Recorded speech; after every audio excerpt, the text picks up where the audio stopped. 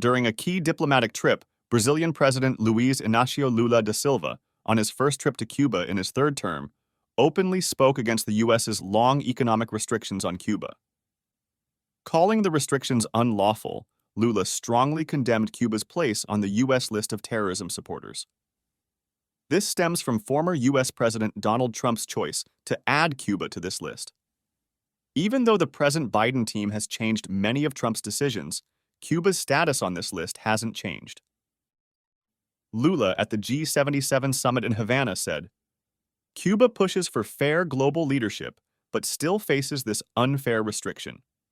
Sharing Brazil's view, he noted, "We oppose biased actions and strongly disagree with Cuba's terrorist tag." These statements came just before Lula's trip to New York for the United Nations General Assembly, where he'll meet with President Biden. Cuba's unease with the old U.S. restrictions and the terrorist tag set by Washington has been evident for years. Critics say U.S. sanctions largely limit Cuba's access to vital items, like food and medicine. The European Union, with 27 countries and as Cuba's main trade ally, has always criticized this trade bloc. The U.S. State Department hasn't responded to Lula's outspoken views yet. But the Biden team has said before that U.S. laws permit sending humanitarian items, such as food and medicine, to Cuba.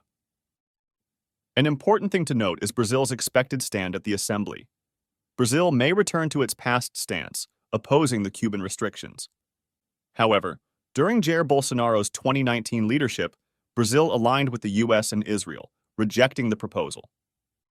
In his detailed talk, Lula also pointed out the unfulfilled commitments by wealthy countries to tackle climate change, according to the Paris Agreement.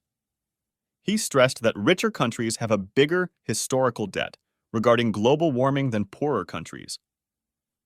Highlighting the idea of joint but different duties, Lula said, "All developing nations should definitely get climate funds suited to their unique needs and goals." Historically, Cuba and Brazil have shared deep-rooted cultural and economic ties, with both nations often advocating for the rights of developing countries on international platforms. Remember to subscribe.